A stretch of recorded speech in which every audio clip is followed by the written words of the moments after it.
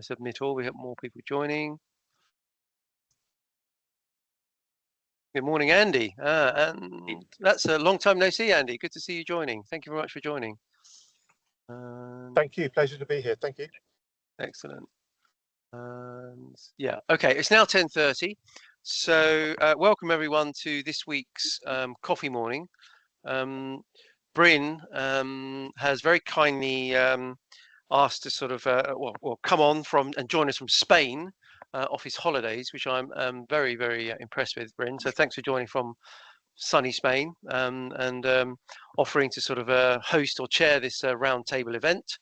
And we have got a number of very oh, there's a bit of background noise from Not yet, no. But I expect it'll come through shortly now that it's been that sorted sounds out. like Podreg. Podreg, could you mute, please? Sorry. There we go. Mute. There we go. Okay, that's good. Thank you very much indeed. Yeah. And yeah, we're joined by a number of gurus from the industry to talk about the relaunch of the Pensions Commission. This is, going to be obviously online and in the traditional sense, a proper roundtable event where I think we've got delighted that Bryn has joined us as the head of the table, Margaret Snowden, OBE, Tom McPhail, and Dr. Aaron Muralidar, who's dialing in all the way from Washington, I think, Aaron, at 5:30 in the morning. So excellent commitment from you. And what might be a good idea, Bryn, is for people that don't know you, because there are some people on here some new names on here today. Maybe do a quick sort of introductions, a minute each or something like that. Would that be possible, Bryn? Just to sort of paint the picture of who you are, then we can move to Margaret, and then move to Tom, move to Aaron. But Bryn, if you want to go first, that'd be great, just to sort of explain who you are. Okay, I'm someone with strong views about pensions and not afraid to share them. I happen to be, it says Bryn Davies there. I'm also have the name Lord Davies of Brixton because I'm a member of the House of Lords. And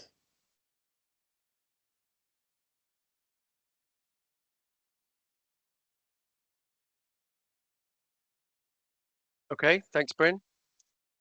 Margaret, do you want to just quickly introduce yourself?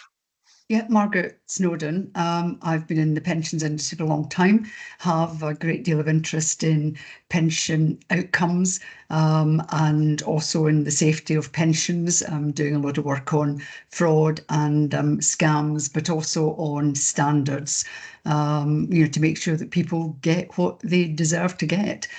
So I'm very excited about the Pensions Commission and hope it's not a big damp squib. Let's hope. Yeah, we'll to be discussed. Tom, do you want to go next and introduce yourself? Thank you, Steve. Yeah, just coming up on 40 years in the industry next year. So I don't know if that beats Margaret or not, but a few years. Margaret's at least 80 years, I think, something like that. So. I think so. I feel like that anyway. Worked for various life companies, IFAs, 18 years working as the pension spokesman for Hargreaves Lansdown. Did a bit of consultancy work recently and now working part-time as a pension scheme trustee. That's me. Which is a whole new world, Tom. Thanks very much for that. Aaron, do you want to just introduce yourself and explain who you are? Sure. Very briefly, I used to manage the World Bank's pension fund, got into a huge fight with the World Bank when they privatized Social Security around the world, because I argued that it would be Robin Hood in reverse, which is take money from the poor and give it to the rich. I have been trying to improve pensions around the world ever since. I have a little business that manages pension assets, but also teach at Georgetown for fun. That's your day job, yeah, just for fun. Yeah. which is great. Okay, I think we've lost Bryn, but he'll probably sort of dial back in. Probably the best point to start would be, obviously this is a relaunch of the Pensions Commission, but what do we think of the original first Pensions Commission? What did they achieve? How do you think? I mean, I think that obviously the biggest thing they achieved was probably auto enrolment. But what's your thoughts? Let's start with you, Margaret. What's your thoughts on the first pensions commission? And that might lead to why we now got a second one. But anyway, over to you, Margaret. Yeah, no, I thought the first one was good. I liked the fact it was prepared to step outside its own boundaries and comment more widely. It did actually introduce, the single state pension, the new state pension, which I'm not convinced about. Because I think if you're going to do something that's single, then it has to be enough, and it's not enough. So I'm not quite sure that it hit the mark. But I've certainly been among a number of voices who've been calling for a new pensions commission, because you really do have to look at the state of the world and the state of the UK and what's actually happening. And it's all gone to, well, it feels like to hell in a handcart, but it's not quite that bad. But I'm looking forward to the review, and I do hope that they do more than the past was able to do. But yeah, I liked the first one. Yeah. Okay. Tom, same question to you. Yeah, thanks. I agree with everything Margaret just said. So I think I'd just add, I think the point around will they step out their boundaries is a really important one, and I hope we come back to that as this discussion progresses. I think the only other thing I'd add to that, so great piece of work, fantastic. As important as what it delivered was the way that it delivered, the way it created a consensus, and it created air cover for the politicians to make some difficult decisions. And I think that was absolutely critical at the time. And picking up on Margaret's point around we are rapidly going to hell in a handcart. I mean, if we're not there already, we will be very soon.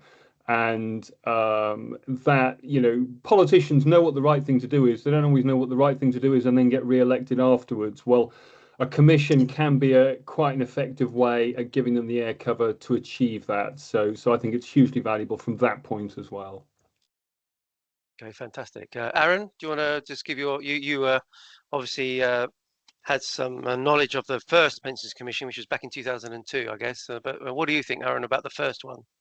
Yeah, so same thing. I think, to be quite honest, as I do this work around the world, I think the UK, in a way, with the first commission, kind of led the way in saying, how can it, consensus be built in a country around certain topics like, auto enrollment, not always easy to get through. I think Nest was clearly an accomplishment. I don't like a lot of what Nest does, but I think the concept of Nest is still a brilliant one. But I think at this stage, and we'll come to this in a second, the talent pool in the UK is so great. And I think this is Henry's frustration. I don't think you need another commission to take a year and a half to make decisions. So we can come back to that. I think 20 years ago, whatever, when PC1 was done, maybe you didn't have that much sort of, knowledge on pensions around the world. So for me, the timing of this one kind of just doesn't make sense. You think 2027 is a bit too late, Aaron? Is that what you're saying? Yeah, well, first of all, I was there in June and I met with people from DWP, PPI, TPR, either ex or current, DMO. The talent pool is just so outstanding. To sort of lob this into a commission's lap and say, take 2 years to figure it out, to me seems like an enormous waste of time. The people I met clearly are the best I've met in the world. And I've been very critical of UK pensions for a while. But this time around in June, the people I met at DWP, PPI, it's just outstanding. They know what needs to be done. So the question is either who's not listening or who's not willing to take the political sort of strike. And I say this because Dame Harriet Baldwin is my former boss, right? And she's a Tory. But I think the politics, sadly, is going to mess up the outcome. That's my bias.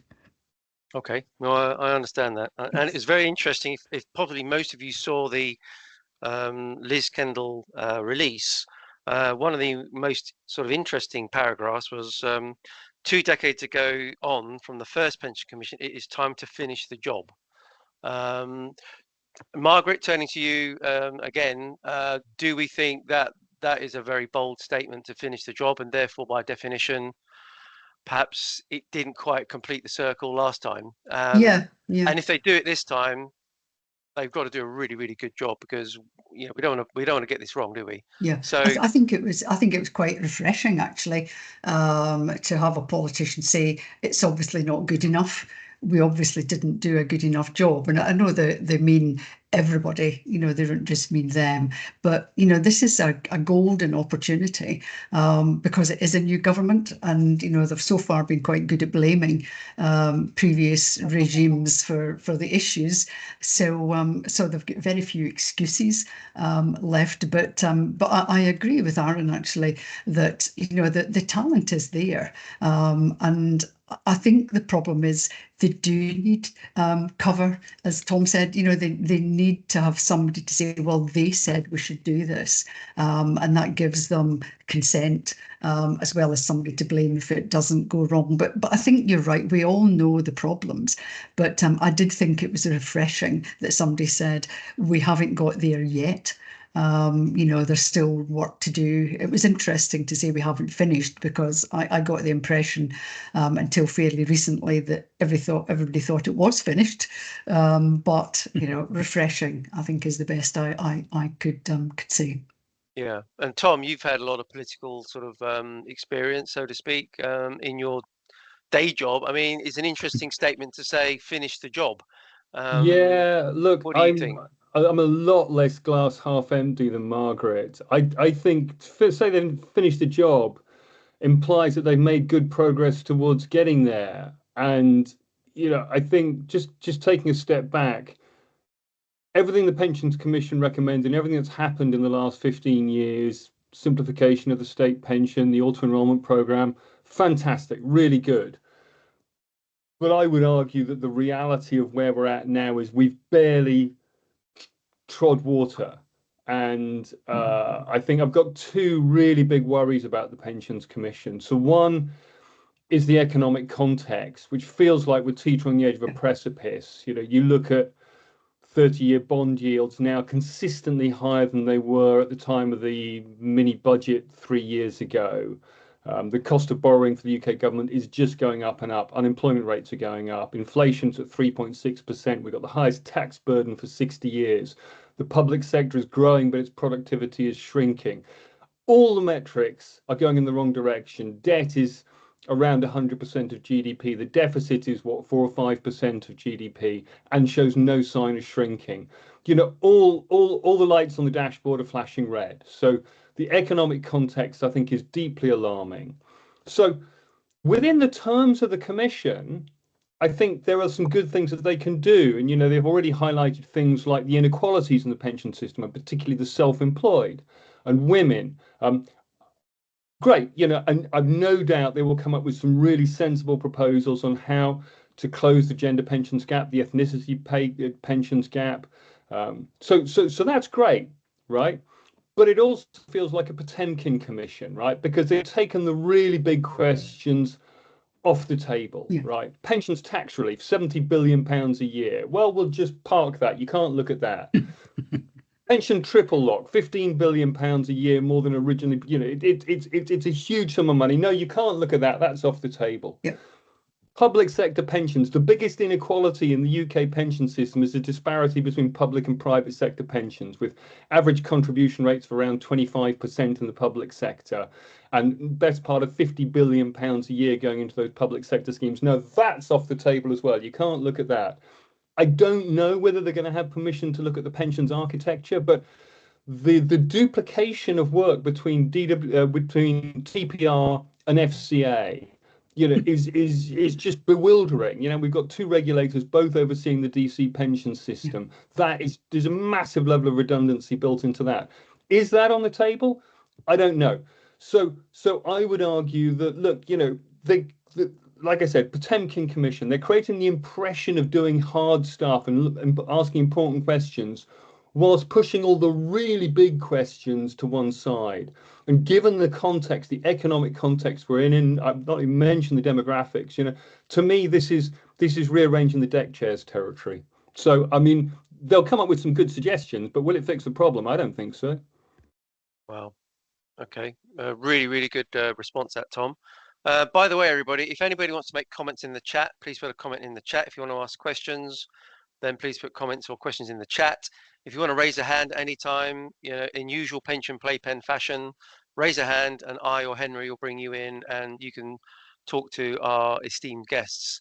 Aaron, can you finish off that point there about getting the job done, and then the next big thing I want to talk about is self-employed. But we'll just finish off this piece about getting the job done.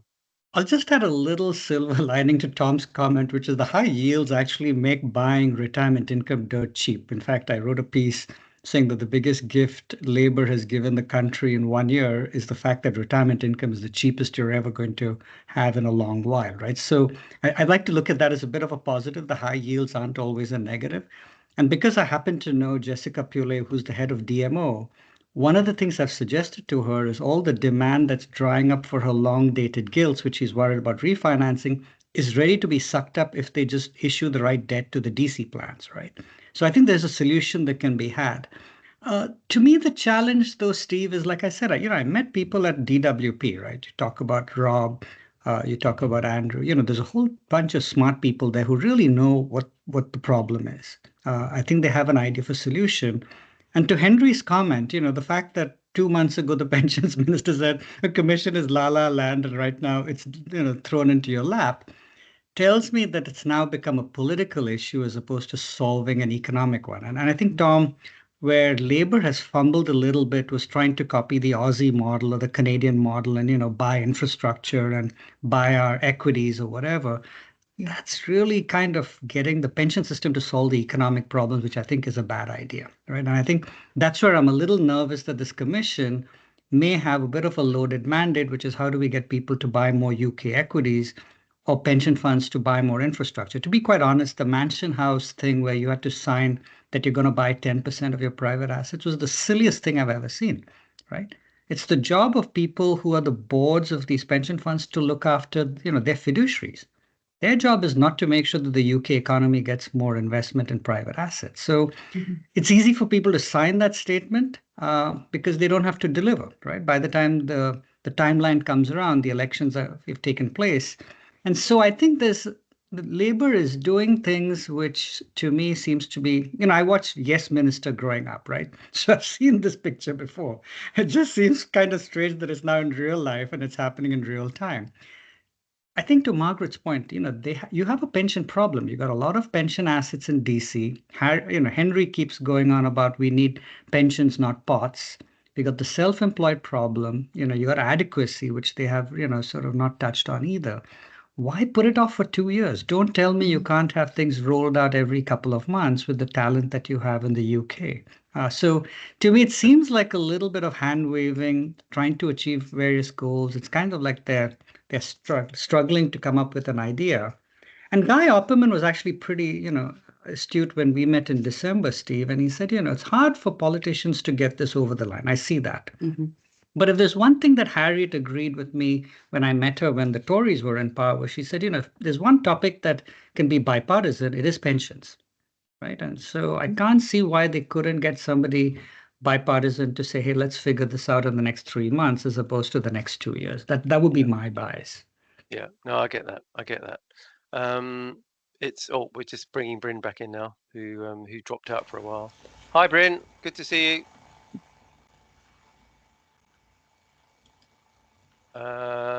Yeah, it's a bad line, Bryn. Can you hear us, Bryn? No, let's just mute Bryn for the time being. Hang on. Let's go to comment. Sorry, Aaron. I'm not sure. I think Henry had a comment. Henry, do you want to make a comment before we try and get Bryn back in? Well, no, Bryn's in. He is in. I'm here to be the devil, nothing else. And I've got nothing to be devilish about because all the devilry is being articulated by the admirable participants. Hello, Bryn. Can you hear us? No, he can't. I think he's on mute. It's a very bad line, Bryn. Can you speak now, Bryn? I'm dreadfully sorry. It's so embarrassing. And no, not at all. Don't worry. It's fine. We can hear you very clearly now. That's fine. So.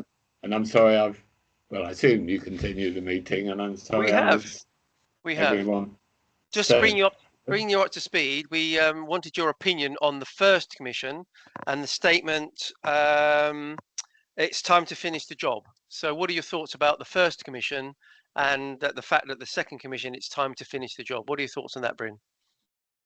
The first commission was a brilliant piece of work. There was so much work done, and the people involved were, from their different perspectives, top of the game. But they didn't do everything that in a perfect world they might have done.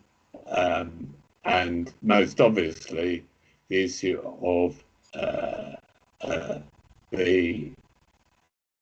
what happens to these savings. They set up this system of auto enrollment into using the popular usage pots, but didn't really say anything about what that would be used for, and that was missing at the time. But it's even more missing now when lots of things have moved on. Obviously, freedom of choice is the big one there, and so the commission and they also dodged the key issue of the question of how much pension should people expect from statutory rules of one sort or another. Obviously, people can always save for their pension. What we're talking about here, what's the state's job in making sure you end up in retirement with an appropriate pension? They dodged that one as well. They didn't dodge it. They actually provided the answer, but they failed to include it as part of their recommendations. And there's all sorts of debates going on about how much pensions should be. But in fact, the answer's there in the Pension Commission's work. It's as good as any other answer.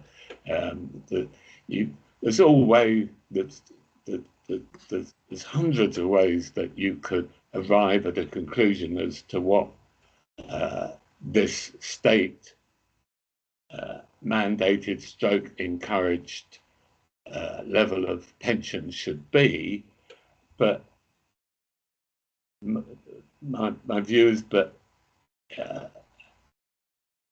you just go for something that looks plausible and don't spend too much time worrying about which is the exactly right one. Yeah. And so what the Pension Commission provided was some broad levels of provision, but they didn't make it their recommendation. Yeah. So that question was, they left that question unanswered as well. So I think the Commission, it is an unfinished job, and they're the two things that I will identify: converting pots into pensions, and what should the overall target be? And then there's the follow-up question: well, which part of that is going to be the state pension? How much should the state pension be? And then how much should these other funded arrangements provide?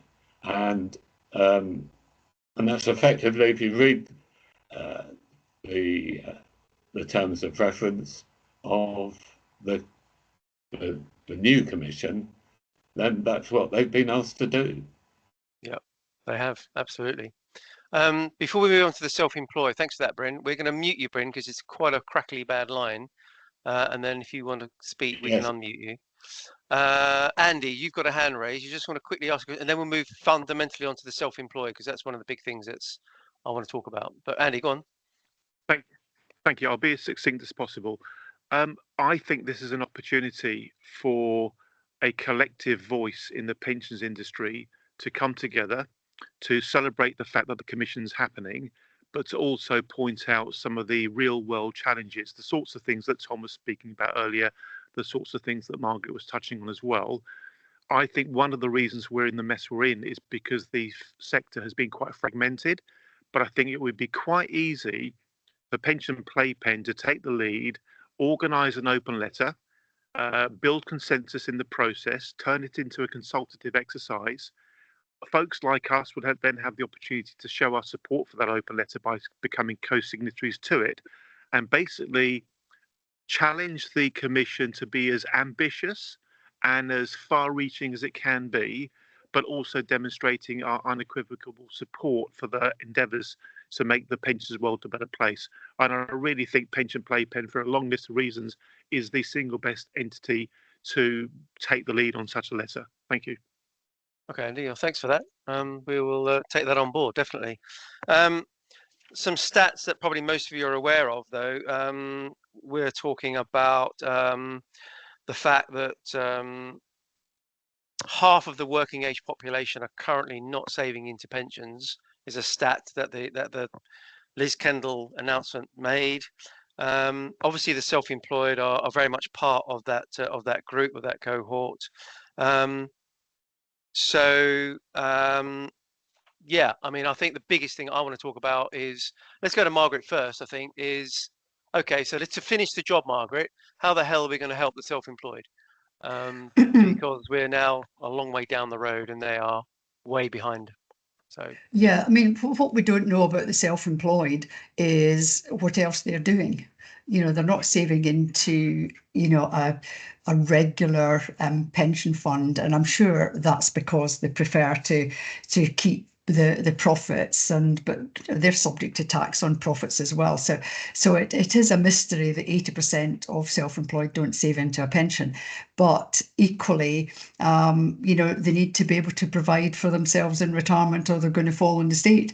So if nothing is done, it's going to be, you know, another, you know, bad example. But I think I would quite like to know what self-employed people are doing, and it's just like lots of people, you know, they don't necessarily save into a pension, but do they save in some other way? And I think we need to take account of what people are doing.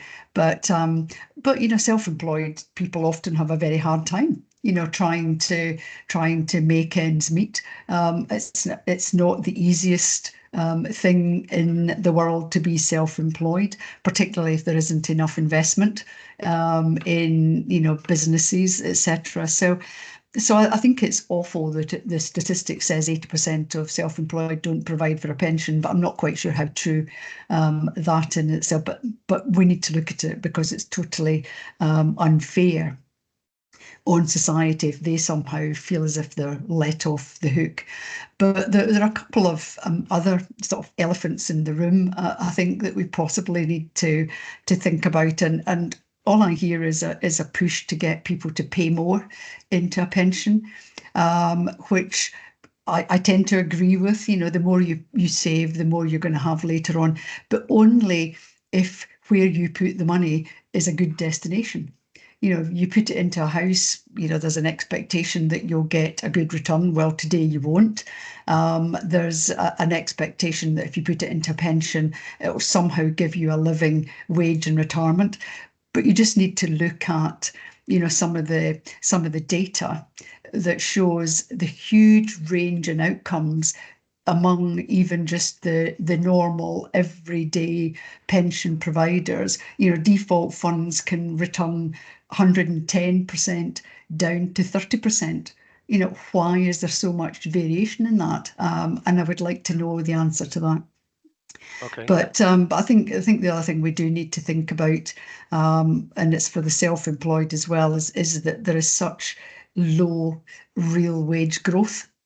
And we expect people to suddenly find the money to be able to save more for retirement.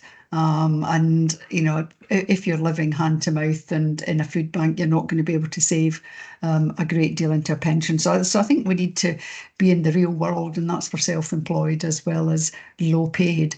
And I think the Commission should gather some more information on that, because I don't think we know the answers. They might be there. All those clever people in government might have them, but they're not sharing it if that's the case.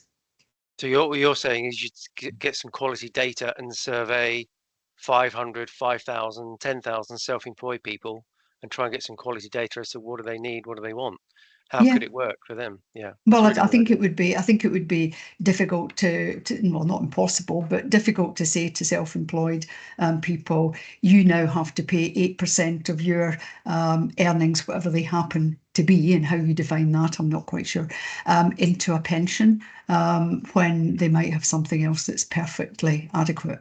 But I think they ought to prove that they've got something perfectly adequate and they're not going to rely on the state. Yeah. Okay. Bryn, you got your hand up, and then we'll come to Tom.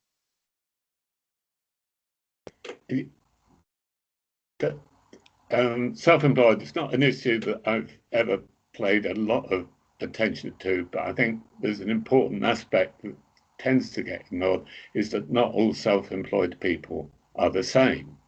A lot of them aren't really self-employed. A very large proportion are in what I think is fake self-employment, and they ought to be in employment, and the law should reflect that. And then there's other people, a large proportion of people who are self-employed regard their business as their pension. You see this all, if you read the columns, particularly in the Financial Times, people frequently, when asked, well, are you providing yourself with a pension? No, they anticipate being able to monetize their business and retire on that money. And that's a well-trodden path. Solicitors and doctors and so on have done this for centuries. And once you exclude all those people from the self-employed issue, it's a much smaller number. And clearly the Commission has got to come up with a number for them. But unless you can't treat all self-employed people the same. There's different answers for different groups. Yeah, I appreciate that. Yeah. Okay, Tom, what's your view on self-employed? And then we'll come to Aaron, and then Padre's got his hand up. I noticed Padre's got his hand up. Do you want to go first, Padre? You go first, Padre. Go on. Put it down again. He's put it up again. No, he hasn't. He's put it up excited. Again. He's up and down. He's so excited. The button seemed to be messing about today. It said I was muted when I wasn't, and vice versa. So apologies for that. Just a couple of points, because I am self-employed. I have been for nearly 15 years. And Bryn makes a good point about many people. Many people I know who call themselves self-employed, or really should be employed. It's just they haven't got the gumption to tell their employer that they should be on a contract, because they fear they're going to be let go, which they probably will. And there are surely enough compliance bodies and regulators in this market already to be cracking down on that kind of nonsense, but it doesn't seem to happen. A point about Margaret said it's difficult to get self-employed to contribute. It was bloody easy for everybody else to contribute when compulsion was brought in, albeit with the opportunity to opt out. Likewise, surely we could be, as self-employed, be encouraged or compelled to demonstrate that we're making savings elsewhere, or that we have a business that is generating value and has a marketable value, so that you could say, well, actually, I've put all my effort into this, and this business is worth this at this point. Most people can't. Many people I know who are self-employed don't actually have a business. I don't have a business that's worth anything without me in it, because that's just the nature of my kind of work. Doctors are different. So a dentist, they can sell on their practice. Accountants and lawyers, they can sell on their offices as well. So or bring in partners and move it on that way. So I think there are ways it can be done. I don't even think it's that hard. It's certainly not rocket science. And there are ways that already exist for this to be done, except we're trying to reinvent the wheel on some of these things yet again. And unfortunately, as soon as I heard that there was talk about a commission, I said to a number of people at the time, it's just another opportunity to kick the can down the road. It's a talking shop. It's not a shop for action. Now, while it may achieve some really good things, and like the last one, aim to do some really good things and draw up some excellent structures, it's about execution in the end. And the trouble with governments is they've only got a finite period where they can actually do anything. And by the time we get to the next parliament, the chances of the Labour having this kind of power they've got now are very slim. Okay, Okay, so just before we go to Tom, you're self-employed, and you mentioned compulsion. How or what would you pay? Direct question, I guess. Well, how much do I pay? I'm not asking. Yeah, what would you do? Well, for the last 14 years, I've stuck about £1,000 away a month if I can, and generally I do. I know plenty of people that earn more than me who don't do anything. Some of them are friends, and I say I'm concerned for their future, because they literally won't have a pot to relieve themselves in. Yeah. Unless they are able to I hate this word, monetize the value of the business that they're creating. But in many cases, especially in media or communications, there is nothing to derive value from. So, but going back to Bryn's point, you think mean, there are different scales of self-employed? Should be the same as anybody else that's in auto enrolment. To be fair, and if they can demonstrate they've got something else, then they can opt out. Why not do it that way? Okay, cool. All right, brilliant. Tom, what do you think about the self-employed problem, and how can it be solved? Yeah, so I agree with a lot of what Padraig just said. I just make the broader observation that the pathway to prosperity lies through work, and we've got far too many people in this country who are not working. So part of the solution lies in getting more people into work, whether that's self-employed or employed is a separate question. But we need to get far more people working. We've got far too many people on welfare. We flooded the country with cheap labour in the last 20 years. I mean, radical, I would scrap the minimum wage and cut the welfare system and just get people working, right? And that would go a long way towards solving the pensions crisis, but that's clearly way beyond the remit of the Pensions Commission. For the self-employed, I don't like the idea of saying, well, you've got to prove you're doing X, otherwise you've got to do Y, because that gets very bureaucratic and cumbersome and difficult to manage. You need something simple. I've been bewildered by HMRC's insistence that they can't be part of the auto-enrolment system. You know, give them a slap, remind them who they work for, introduce an auto-enrolment system for the self-employed. You can opt out if you want. So if you've got other arrangements, fine, good luck to you. You can always do that instead. But the default setting is a portion of your income is being diverted into a long-term savings arrangement. The only other point, and I've spent very little part of my life self-employed, so I can't speak with a lot of authority on this, but I recognise the anxiety around locking money up in a long-term savings arrangement. So the point was made in the chat earlier on about the lifetime ISA as an alternative to a pension. I made the point earlier about the tax relief system. I think there's a legitimate argument to be had around, well, if you're going to auto-enroll the self-employed, it should be into some kind of system where it's maybe taxed exempt, something more like an ISA. So they've got more flexibility around access to those savings, because I know that is a key issue for the self-employed and their cash flow management, is that fear around locking money away and then you go bankrupt even though you've got all this wealth sitting in a pension that you can't access. But my central point is get HMRC to implement an auto-enrolment system for the self-employed. It's not hard, right? It just do it. Yeah. And on Bryn's point, you're going to have judges and lawyers and doctors, one sort of end of the scale, and then manual labour is the other end of the scale. Do you think it could also be auto-enrolled with a income or turnover based rate or something like that? Because how do you sweep up the masses at 20, 30, 40 grand a year versus judges or whatever and dentists on 100 grand a year? We've managed to create an auto-enrolment system that works for nurses on 20 grand a year and chief execs on £2 million a year. So I don't see why it's we couldn't. It's not difficult, is it? Right. Yeah. So you can set your parameters.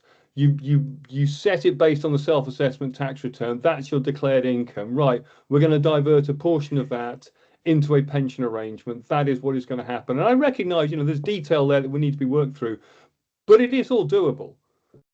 I think that's perfectly sensible, actually. But what I think it needs to be combined with is something that helps people understand the benefit of doing it, because people don't really see why they're doing it. They either think paying 3% into their pension pot is going to give them a massive retirement fund later on, because we don't tell them any different, and we're not very clear about who's responsible for what provision in later life. But one thing that gets my goat a bit is, we're kind of obsessed with the tax system. We're obsessed with tax relief, and people need tax relief to be able to save for the future. But you get tax relief and then you're restricted and what you can do. So there's a massive disconnect in communication there, and that's things like we have a lifetime allowance that says you're not allowed to save anymore. Therefore, we say there's an artificial cap on how much somebody should have in retirement, and that's kind of nonsense. But it's the tax system that's getting in the way of that. I've always hated the fact that when you join up to a pension scheme forever, you've got to pay a particular percentage every month of your pay, and you won't see a penny of that, no matter how dire your circumstances become. And so in that sense, I would like to see a little bit more flexibility and freedom in the amounts that go in, but that needs to be accompanied by a lot of information on how somebody's pot stands, and what it means for the retirement. And we really don't give people enough information, and we don't give people enough guidance. So it's almost every man for himself, but the tax man first. So sorry, that was a wee bit of a rant. Let me just briefly come in on Margaret's point there. The IFS has done some really good work recently around how you could moderate the default amounts based on different levels of earnings, and how there's a lot of sense in that, to try and create an autonomous system that, yes, loses an element of its simplicity, but actually then also results in more targeted outcomes. And that too is all doable within the constraints of the existing system. Yep, I totally agree. Aaron, over to you on your thoughts on the self-employed, and then we come to Bryn. Don't mention the S word yet, Aaron. That's all I was going to say. I swear. That's an in-joke. That's an in-joke. I swear I won't. I think so. So there's two issues, right? If you look at the average age in this group, it's a bunch of us who are over 50. And I think that's one class of self-employed. And then I look at my sons, and they're basically gig workers, right? And I think in designing the system for the future, I think you have to disconnect pension provision from your employer completely. If the employer is kind enough to want to contribute alongside you, that's fine. If not, that should not be the design. And I think the design of the future. So for example, in Brazil, they've created a facility by which your employer can actually gift you retirement income, right? You could easily build that, and today's technology allows that completely. So I think, at some point, the whole cohort is going to be treated like they're self-employed. And I am a small employer. I've got a small team in the US and a small team in India. I don't want to be in the pension business. So I think if the government designs a pension system well enough, you can disconnect it from employment completely. And then I think, to Tom and Margaret and even Bryn's point, this notion of adequacy, I've heard so many comments on LinkedIn in the last few weeks about how we should have a 12% contribution rate. The percentage contribution is meaningless. It's all about income. Again, going back to what is it that we want out of a pension system? We want a pension, which we can understand in income terms. And I think that's why a dashboard has to come out quickly. I can't figure out why it's taken so long to launch a dashboard in the UK. The Dutch have it already. You log into your Dutch dashboard, it tells you how much is your state pension. It tells you how much you've collected from various pots across multiple employers. You need to have some kind of a dashboard like that, because until people see that they've got zero in their pension system because they didn't contribute, there's going to be no reaction. And in fact, a friend of mine in South Africa ran a little experiment where, instead of sending people a statement that told them how much they have in assets, they sent them a statement that told them about income. And sure enough, a few months later, there was an improvement in behavior, typically among older men and much more among women. Women are much better savers than men. But if people don't have the right information in front of them, they aren't going to be able to make intelligent decisions. So if you send people a statement or a dashboard or whatever you want to call it. So to me, actually, the fact that the dashboard hasn't been launched after so many years is criminal. Again, there's enough intelligence in the UK and good ideas, and the technology exists. That should be also at some point really high up on the list of things. But I think we heard from Paul Todd, was it last week? I can't remember, Steve, but he said basically people have told them what they want out of a system. They want it to be simple. And to Tom and Margaret's point, they want it to be flexible. I don't want to have to lock up money for 40 years because I don't know if I'm going to have an emergency or not. So the system has to be designed to be easy, flexible. I put in an acronym that I'd used in a book of mine called super accessible. It really has to be super accessible, both in terms of going in, but also pulling your money out, because that's a form of long-term savings. So I think if this commission is to do anything, it has to take a look forward and say the next generation of employers are going to be these kids like mine who literally live on their phones, and that's how they get employed, and they work, they've got mini retirements before they're 25. I'm like still working on my first retirement. They've already had a couple by the time they're 25. So I think this system has to use technology to be much more effective than it is today. It does. Bryn, you had your hand raised and it's gone down. Do you want to say something, Bryn, on that point? No, I've got a couple of other points. But okay. Do you want to do those now then, Bryn? I'm conscious that we've got about 15 minutes to go, but yeah, Bryn, you go with your other points. Yeah, please. I wanted to introduce the issue of the triple lock without attempting to destroy the meeting. By and large, uninformed comment from the press is all against the triple lock, and I think actually the pensions minister got it right before he was pensions minister, when he was at Resolution Foundation, and he wrote a paper about it, and he said the triple lock makes no sense as a way of increasing the state basic pension. He said if you want to increase the state basic pension, you should agree what the target is and agree a process of steps towards that target. Potentially that could be low as well as higher, whatever. Well, but you have to agree the target. Now, that's why it's never happened. That's why we still have the triple lock, because enough of us believe that the new state pension isn't high enough, should be higher, because that's the easiest, most straightforward way to improve the pensions of people on low incomes. And then the auto-enrollment pension sits on top for the self-employed and for the employed.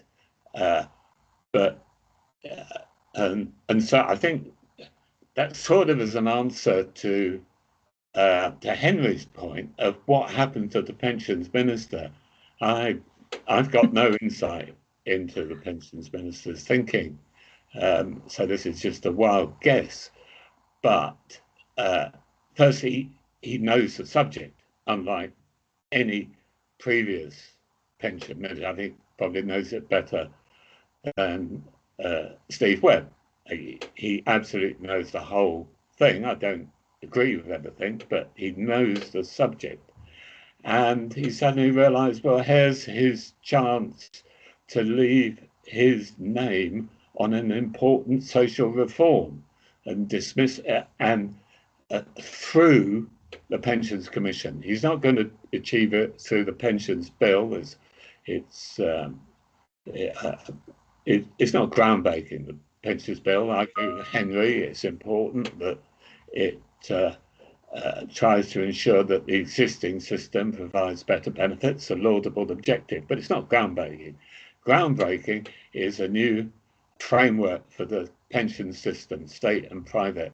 And the way to achieve that is through a pensions commission. And my guess is that's what he wants to do. And I didn't take his last speech all that seriously, really. But now the intention is, just for example, he is a new MP. He is a junior minister, yet he gets his photo and forward on the information about the pensions bill, and his imprint is all over the pensions commission, and so this is his chance to actually make a name for himself. That's my explanation of Henry's question: what happened to La La Land? Oh, thank you very much, Bryn. I got that. Yeah. An idea from Bob Compton in the chat is about making the state pension tax-free, i.e. not covered by a personal tax allowance. Bryn, you're front and centre of the House of Lords. Could that ever happen, that the actual state pension be tax-free? Could we afford to do that? Well, in a sense, it's already tax-free at the moment. It's below the new state pension is below the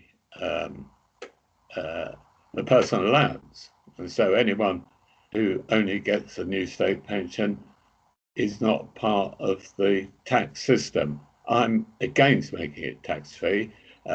You only have to look at the pension that I get from the state to realise that it would be ludicrous not to tax my state pension. Perhaps it means don't tax the new state pension, but I've said that's already below the personal tax threshold. So I don't think it's a serious proposal, to be honest. With respect to Peter. Yeah, that's fine. Margaret, cohort of the lower incomes, that's a big part of the pensions commission duty, is to look at the cohorts, and obviously one of those is the lowest incomes. Yeah. And we'll come to you, Margaret, and then we'll come to Tom, but yeah. Yeah, I mean, we really do have to think about, people who don't earn enough to be able to save. And, we're in a position where we've had low real wage increases since 2005, I think it is. And that's the world a lot of people live in. They've just about got enough to scrape by. And, looking at them and say, well, you've got to pay more money into pension is wrong. And that's why I said, the basic state pension ought to be at a livable level, not as a foundation, as they keep saying. And I don't disagree with having a single state pension instead of two state pensions, but I think we've probably set the level of the basic pension too low. And I think until we're able to deal with that, we're always going to have this problem of people who just never have enough to live on. But equally, people who live on a lot less don't ever expect to come up to, the pensions UK retirement living standards. The idea of somebody having a minimal level of retirement that includes holidays and drinking sessions and, going off to Disney World or whatever, I think is a very middle class view of what it's like to be a low earner.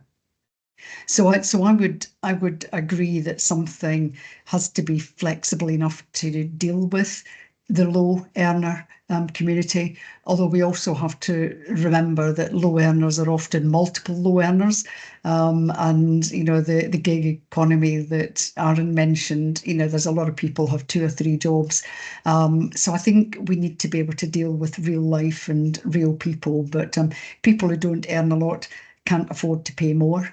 But I think we ought to set the expectations for those people. And basically, I think a basic state pension should be a livable wage, and anything on top of that is paid for. Doesn't necessarily need to have tax relief and all of that kind of stuff. But if you want a better standard than a living standard, you pay for it. Yeah. Tom, your thoughts on the low paid and that sort of... Yeah, just very briefly, because I don't have any solid answers to this. I'd just highlight the concomitant challenges around the welfare system and home ownership, and the car crash coming down the tracks in terms of the decline in home ownerships over the next 20 years. Yeah. That's going to be hugely problematic. And a lot of these low earners are going to arrive in retirement without owning their own home, and they're going to be dependent on housing benefit as well. Yeah. So I think there are some real challenges there, and that's where I'd really like to see the Pensions Commission direct a lot of their firepower, is examining that. The only other answer I'd offer on this is, to me, the mandatory default employer contribution rate of 3% is too low. And part of the answer for me lies in turning that dial up. And I recognise, with NI going up to 15% and workers' rights coming down the track, this is not the right context to go to employers and ask them to pay in more. It makes my head explode that we still haven't managed to implement the 2017 reforms. Very modest, broad consensus, can't even get that over the line. Mm-hmm. But to me, part of the answer for the low paid lies in more generous employer contributions, and I recognise there's a price to be paid for that in terms of the overall cost of employment. But so you can't do it overnight. But I think that is part of the answer. Yeah, Aaron, if you want to, you got your hand raised as well, but you're next anyway. So over to you. I wanted to add one comment, because Margaret raised a great point, and one of the things that they found in the research on auto enrollment is if you force poor people into auto-enrollment, then they go and take out high-interest loans on their credit card, or what we call payday lenders in America, right? So you've actually worsened the balance sheet of poor people by forcing them into auto-enrollment. I sat on the board of a very large public pension system in the state of Virginia, and I asked them, before you auto-enroll somebody, shouldn't you ask them whether they have high-cost debt on their credit card? And if they do, take that money and pay off the debt. Don't put it in the pension fund because the yield difference is so great. You're actually going to save them money. They promptly kicked me off the board for doing that, right? So I think you need intelligent auto-enrollment design as well, right? This is the sad part, is a lot of what gets done is designed by these academics, these behavioral economists who've never worked a day in their lives, who don't have any understanding of the poor that, Margaret talks about. And I think this is where, if you're designing a system to worry about catering to poor people, you got to look at their balance sheet in totality. And Tom makes this point about their home ownership. So my fear is that if you just go to a very blunt auto-enrollment system without asking them, do you have high interest loans elsewhere, and you stick them in here, you've actually made them worse off over their life cycle. So that would be my comment. And I think, again, this concept of some kind of a dashboard that shows up on some app on your phone that tells you, by the way, this is all you've got in terms of income coming to you when you get to 65.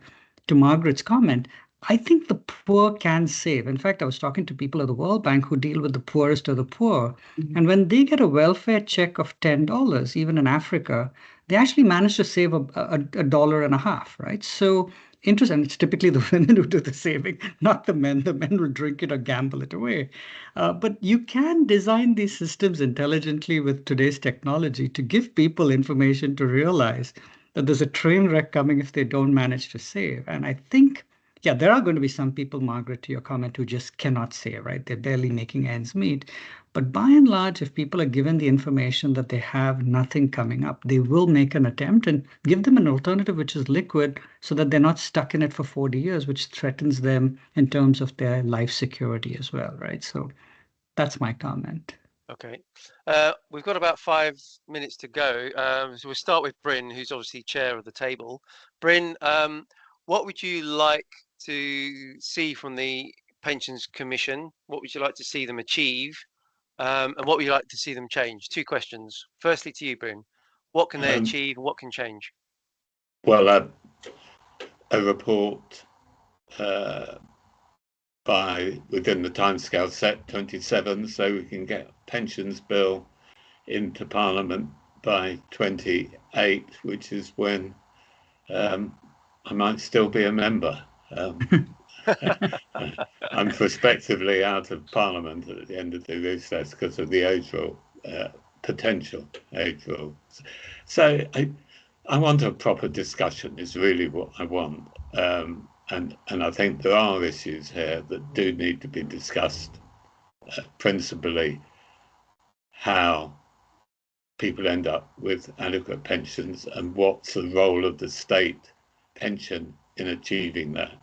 And if we have a proper discussion, it probably won't end up where I would want it to be, which is SERPS 2, in my view. But so that's what you change. You'd introduce SERPS 2. Oh yes, but clearly, I think very much as an option as it was originally, without some of the hyper complexity for which I hold up my hands as one of the guilty parties of the original contracting rules. Your fault. Yeah.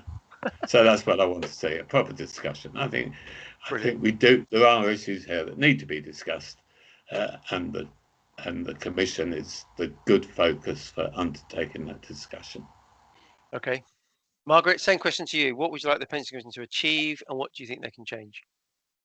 Well, I agree with what Bryn's just said, actually. I think we do have to understand the role of the state pension and how it's afforded, how we manage to make that sustainable. I know it's really not the business of the Pensions Commission is written, but I think it's so important. But I think there's not just going to be a state pension, there has to be some other provision on top. And I think they really ought to be looking at private provision and, why there can be such disparity on default funds between different organizations, you shouldn't have a 60% gap in return. And if you're, somebody who's saving into one of the funds that gives you, a 30% return over 40 years, compared to one that gives you 110% return, you would all want to be in the one that gives you the highest return, but there's no information available. And it's often Hobson's choice anyway, in which fund people are in. So I think we need to look at value for money, and particularly investment value for money, and something's going badly wrong there. I think consolidation might help, but I wouldn't like to think that was a complete solution, because you could consolidate into something that's rubbish. Yeah, brilliant. All right, Margaret, thanks. Tom, what would you like them to achieve? What would you like them to change? Okay, I'm just going to be very brief because we've covered a lot of ground already. I would just encourage them to go big or go home, right? I've talked already about some of the big problems I think we face. I would like them to go beyond their remit. Jeannie Drake's fantastic. I don't know the other members of the commission, right? Grasp this opportunity to be as broad as you possibly can. I just want to make the point on the VFM stuff that Margaret was just talking about.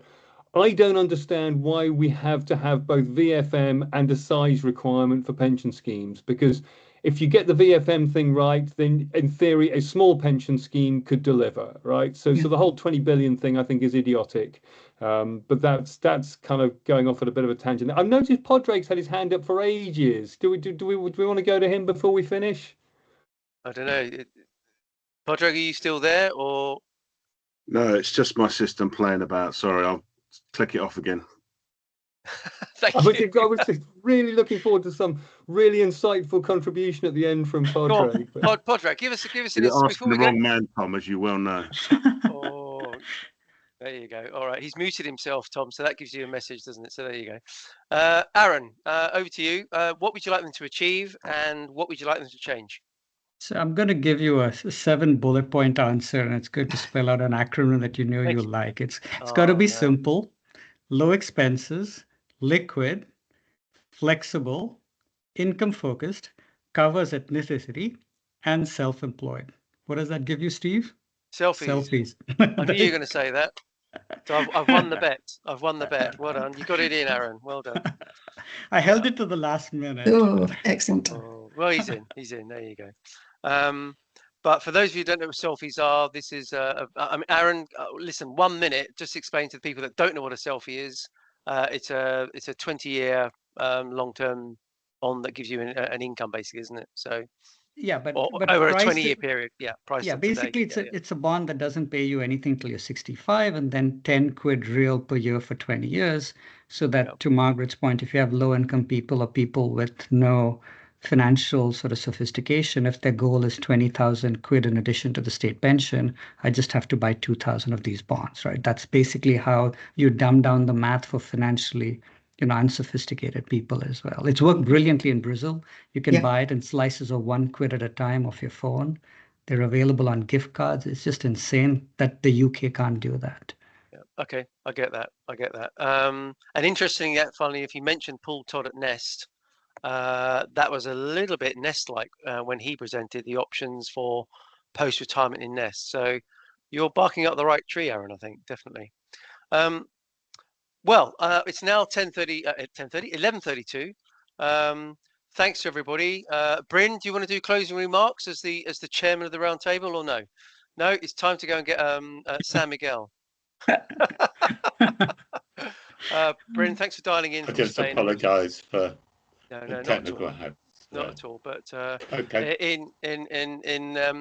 Thanks very much to you and to Margaret and to Tom and to Aaron and everybody for joining today.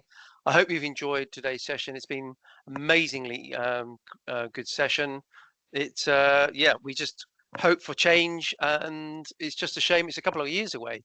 So we just have to push in our day-to-day work. We need to push all the people we know to get these things done and get them done right, because I think this is a last chance saloon, as Tom says. Go big or go home, and I really like that, Tom. So let's get this right once and for all, and then people will have sufficient income in retirement, which is what it's all about. So thanks everyone for joining. The video will be up later on today. You'll get CPD certificates as well, and next week we have got the wonderful world of Bitcoin. So if you're interested in Bitcoin and pensions, woo, that could be an interesting one as well, which to me is a bit bonkers, but there we go. Somebody wanted to do it, so they're going to do it. So there we are. But Laura, thanks for joining. Claire, thanks for joining. And Chris and Bob and everybody and Con, thanks very much for your input and your questions. Enjoy the rest of your day and enjoy the rest of your week, and we'll see you at the next event. Thanks for your input, everybody, and enjoy your week. Cheers. Bye. Thank you. Bye. Bye.